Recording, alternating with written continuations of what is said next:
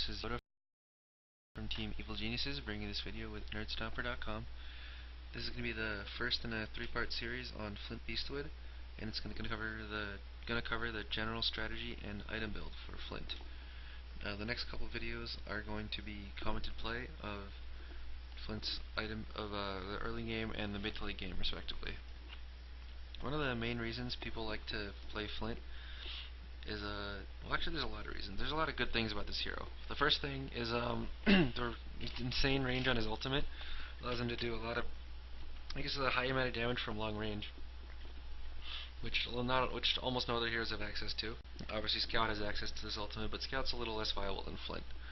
Another great thing about Flint is that his attack animation is extremely good, basically allowing him to, if you start your attack when another hero's attack is in the air, your attack will almost always still land first, because Flint Beastwood's attack animation is that good. That basically makes last hitting and attack walking with Flint extremely easy, which is and extremely effective as well, which is another reason Flint is well liked and picked a lot. In addition, Flint's passives make him one of the best, or if not the best, hero when farmed in the late game, which is really nice to have on your team. Just have that assurance that if the game goes long, then you're Flint Beastwood, and you definitely have an advantage going into the late game. Flint can basically lane anywhere. He can be in a tri lane, he can be solo middle, and he can also be in a dual lane. He can really lane with pretty much anything that has like a nuke or a disable or something like that. Since with his area of effect slow and damage from his first spell, he's a really effective lane partner and also solo laner. Basically, a hero that has a spell that's easy to hit and is ranged any hero like that is flexible, and Flint falls into that category.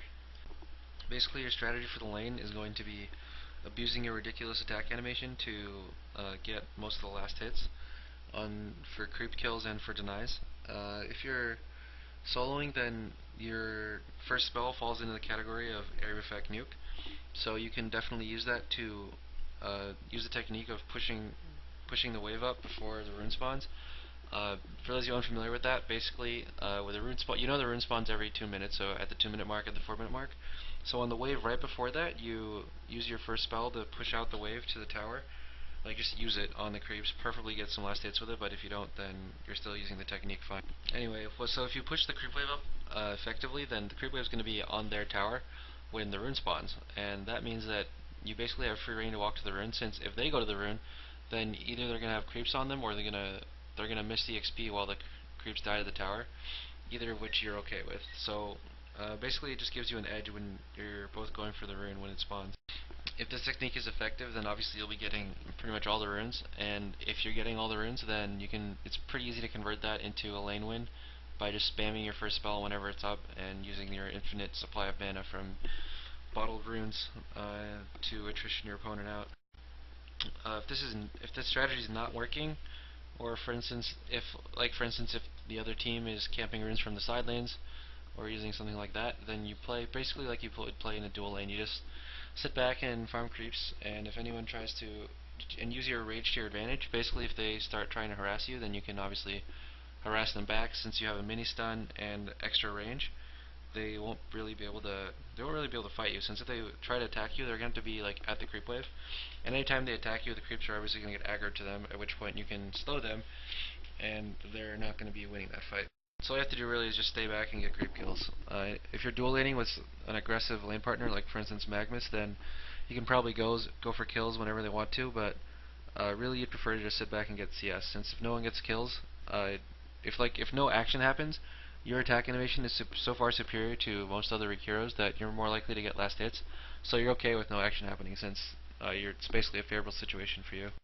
So that's it for laning strategy.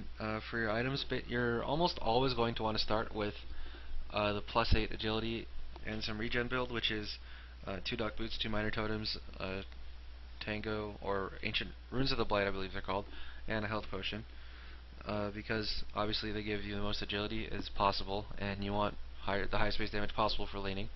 But in particular, they're good for Flint, since his attack animation is very, very good, but his base damage, if you don't buy any items, is actually kind of low. It's like 38 to, I believe it's Well, it's around 40, which is low for a hero you want to be soloing mid with, so you definitely need to boost in base damage.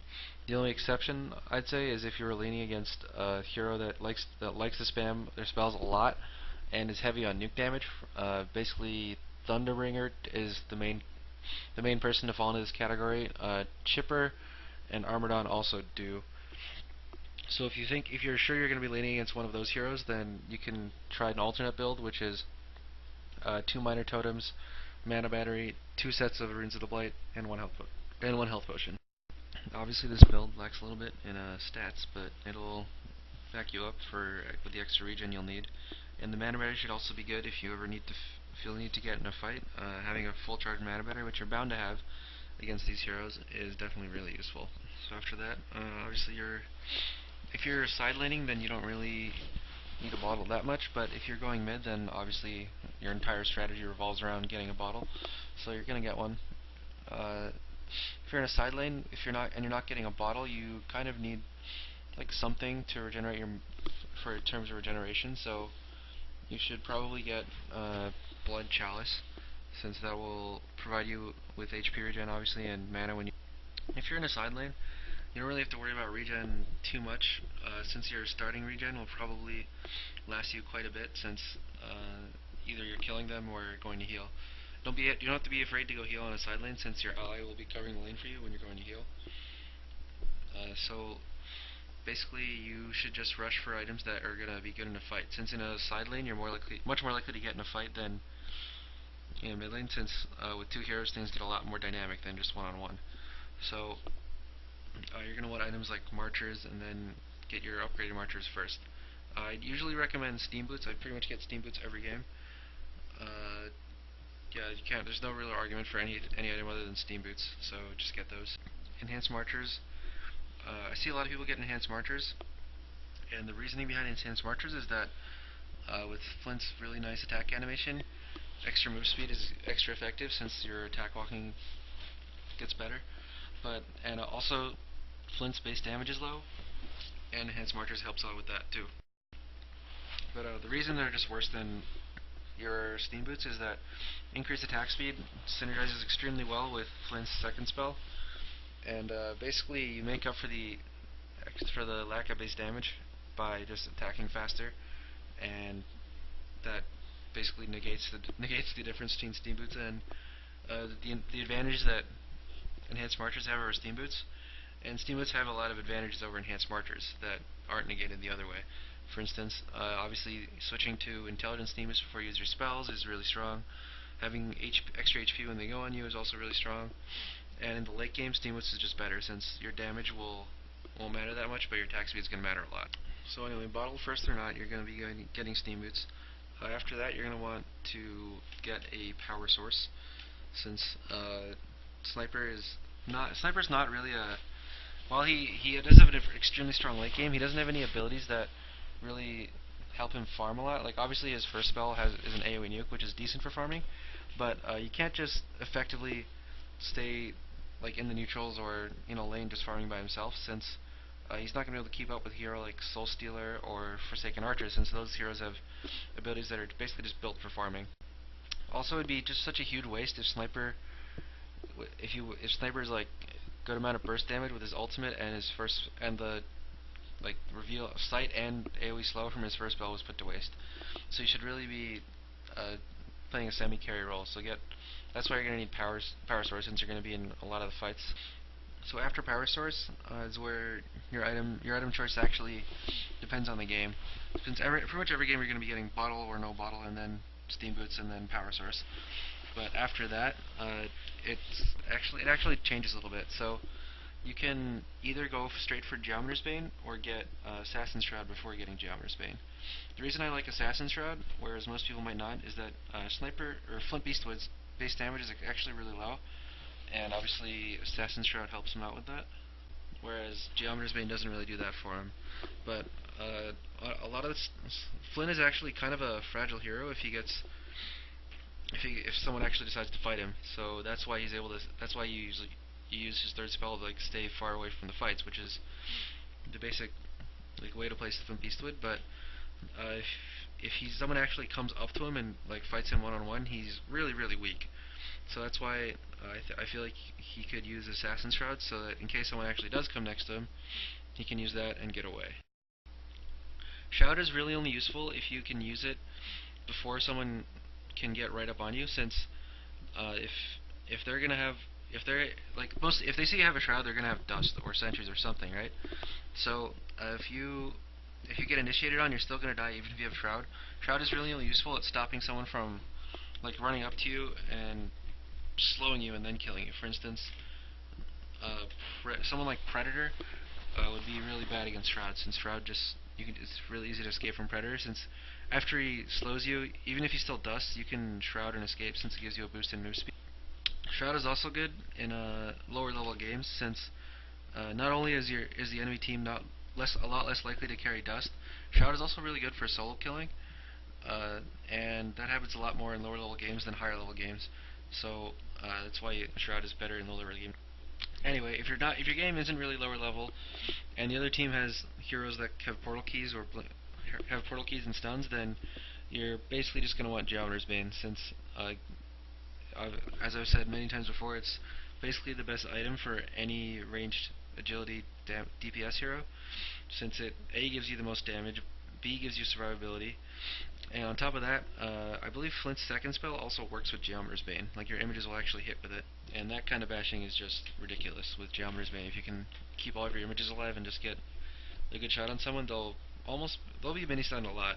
It'll almost be like having Pharaoh Hellfire on them. So anyway, Geometer's Bane, and then obviously your item choice will depend on the game.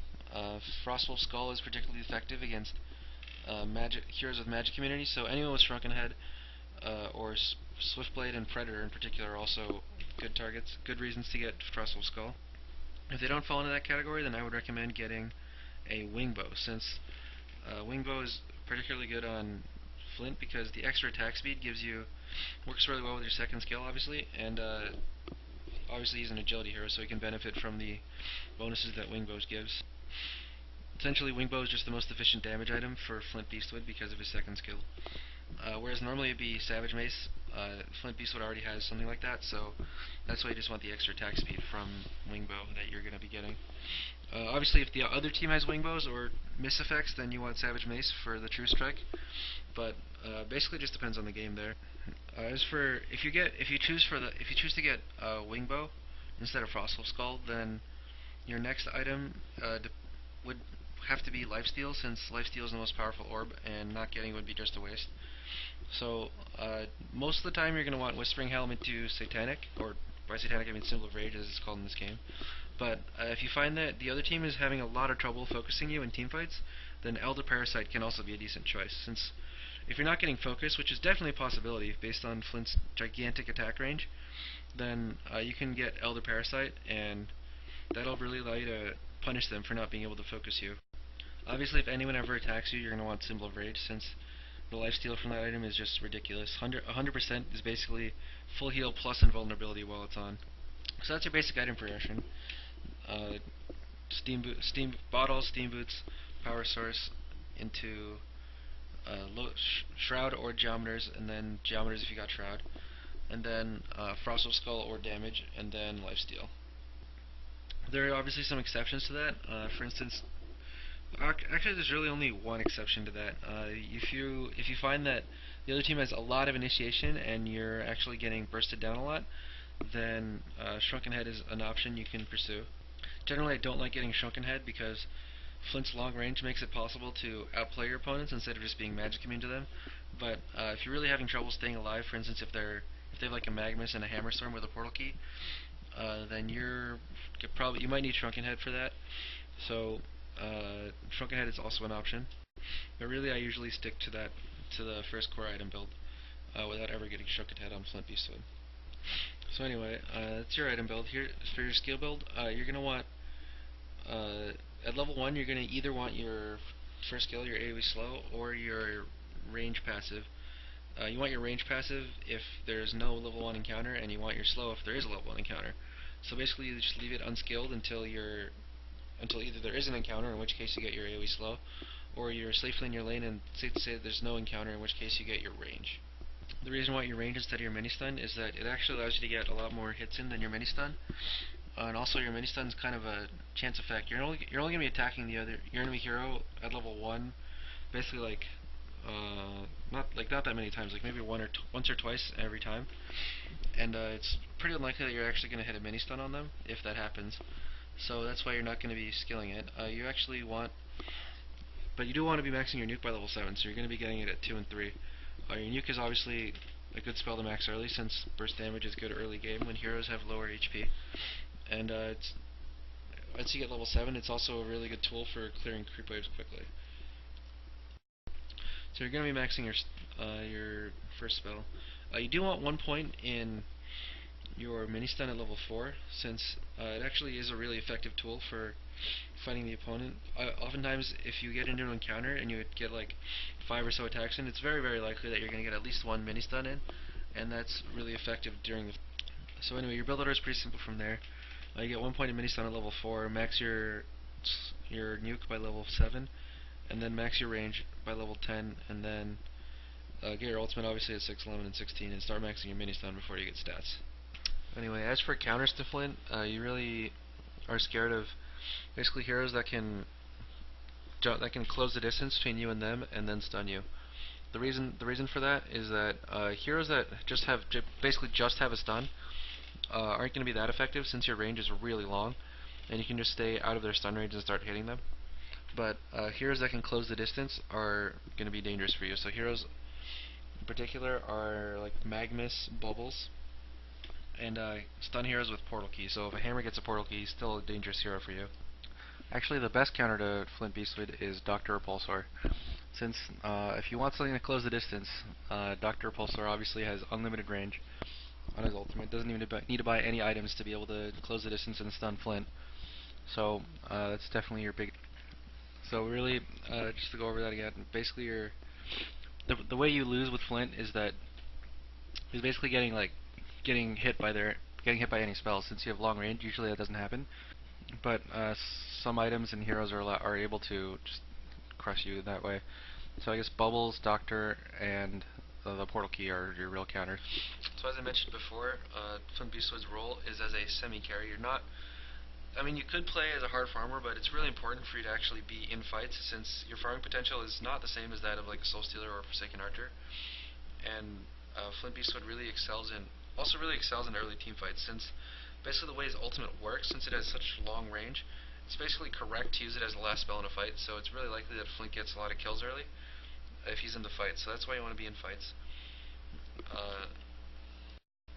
His first spell is also really, really good, since it gives you vision, especially into things like forests or things like that. And it also is a really big area for slow, and that's definitely something that's very effective in the early.